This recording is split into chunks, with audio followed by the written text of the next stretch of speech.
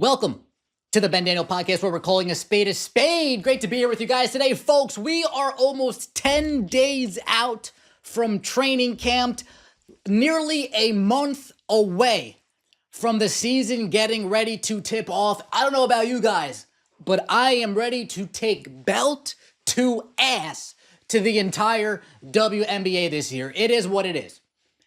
44-0 is unrealistic, but if you don't shoot for the stars, then why shoot at all, folks? If you don't shoot for the stars, then why shoot at all? If I'm gonna dream, I'm gonna dream big. Aliyah Boston, Natasha Howard, DeWanna Bonner, a mismatch nightmare. Kelsey Money Mitch, put him in a ditch. And we all know Caitlin Clark, CC22. The anomaly is what they are beginning to call her. And Stephanie White, new head coach, giving us an update on not only what Caitlin Clark has been working on, what we have prepared for Aliyah Boston, how we're going to get her some easier touches around the rim, some easier shots. She's not going to be having to work so hard. And Damiris Dantas. Damiris Dantas went in the hyperbolic time chamber, and she's coming out looking like Goku after spending a couple months at Planet Namek. I'm just saying. Stephanie White, what do you got to say? What's Caitlin Clark working on? Fill us in, please. Caitlin Clark, you have a generational talent. Sometimes that word is thrown around, but I think it's really fitting here. What aspects of her game would you like to work with her on for this season? Yeah, I mean, certainly getting stronger was one. You know, the level of physicality in the W is totally different. That's the way that teams have to try to keep her off balance, keeping a low center of gravity. You know, there are times where she plays a little bit upright, making sure core strength and her ability to move with time under tension and stay in a low center of gravity is important. You know, I think from just a straight basketball perspective, making sure that we help her diversify her finishing ability, diversify in the way that it's not predictable, to be able to be equal in terms of production and facilitation going right and left, to be able to have different types of finishing looks, whether it's, crossbody finishes, whether it's floaters at the rim, whether it's quick floaters, long floaters, Euros. You can't quite be as fundamentally predictable with as much athleticism, speed, quickness, and as much as the game plan is going to be geared toward her.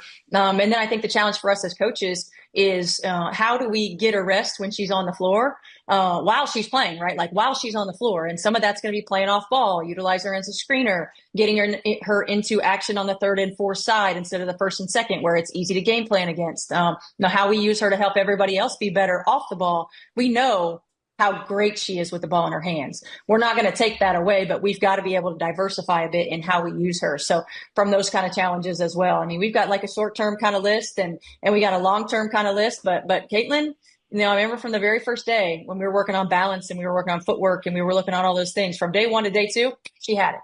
Wow. Like she's a perfectionist and she wants it and she's going to work on it. So that long list might get shorter every day we're in practice.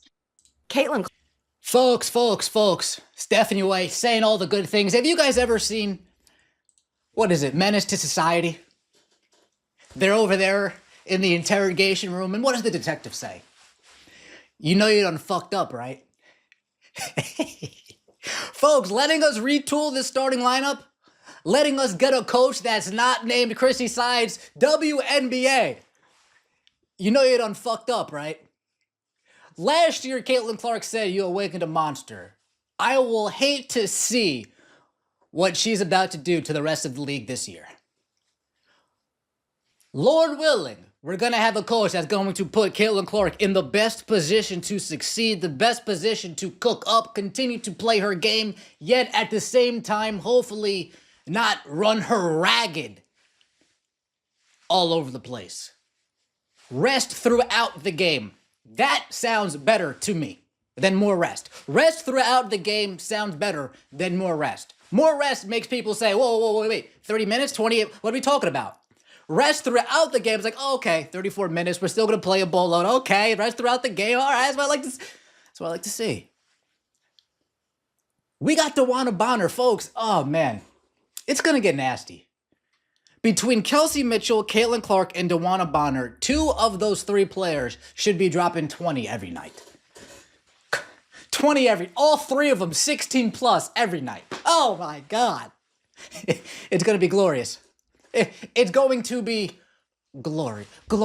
Shout out to Bobby Roode. But she wasn't only talking about Caitlin Clark. Folks, diversify predictability. What did we say about Caitlin Clark? We know she can finish around the rim. We know she can shoot the three. I want to see her shoot more mid-range. I want to see her be in the post a little bit more. I want to see her use a floater when she can. I want to see her. Seems like Stephanie White wants to see the same. Seems like Stephanie White wants to use the newfound, I guess I'll use the term gravity, that Kelsey Mitchell is going to. You're not going to be slacking off Kelsey. You're not going to be slacking off Dewana. You're not going to be slacking off. There's going to be 4 players around Caitlin Clark that's going to keep the defensive end accountable. They're not going to be able to help as often, sag off as often, shade as often, sit in the paint for help side as often. What do you got to say about Aliyah Boston? Stephanie, let us know. Let us know. Facilitator as well from that post position. So we're going to use her a little bit more like a hub, right? Like a little bit more like a Jokic in how she gets the ball, and whether that's, in the trail, in a lot of our stuff in flow, or whether that's on the block. I don't want her to have to work as hard, like one-on-one. I don't want her to have to just, pound and body and dribble in a one-on-one situation. Facilitator as well from that post position. Okay, we're going to use AB as a little bit of a hub. Not too much of a hub. Not too much. This isn't a Jokic Murray situation. Not too much of a hub. But yeah, comes the free throw. Boom, let's run some action around AB. Okay, off ball screen, down pin. Okay, there you go. We don't want to see AB work as hard in the one-on-one. We don't want to see AB work as hard in the one-on-one. We want to see her get some easier touches. We don't want to see her pound. Let's get her trailing. Let's get her setting big body screens and standing in place, and then trail after we have the defense off balance. Set a big body screen, brick wall. Let her and Caitlin Clark run a 2v1 going downhill after a pick and roll. I want to see that. AB, I hope we're in the game. Little pick and pop act. I want to see that. Again, we have 5 players on the court at all time that can do some things. 2 that can do a lot of things. 3 that can do pretty much most things. Then we dip into the Sophie Cunningham. Then we dip into the Lexi Hull. Then we dip into the Damiris Dantas. Oh, Damiris. Look at that, folks. Damiris is in shape. Damiris is in shape. Folks, she's been playing all off-season overseas in China, I believe. Damiris Dantas came off of injury last year. We didn't get the full Damiris. We're about to get the full Damiris Dantas experience. She shed some pounds. She's ready to run up. Caitlin, she's coming into the locker room. Caitlin, what do you need from me? I got you. What do you want from me tonight? I got you. Where do you need me? I got you. You want me to run today? I got you. You want me to sit at the 3-point line? I got you. You want me to post up? I got you. You want me to play defense? I got you. Position. So we're going to use her a little bit more like a hub, right? Like a little bit more like a... You see, Stephanie White was getting so excited. She's even cutting me off. Damiris Dantas as a small ball 5. Damiris and Bonner with Sophie, Kelsey, and Caitlin. Oh, God. Damiris and Timpson with Bonner, Kelsey, and Clark. Oh, goodness gracious. 11 days out. Training camp starts April 27th.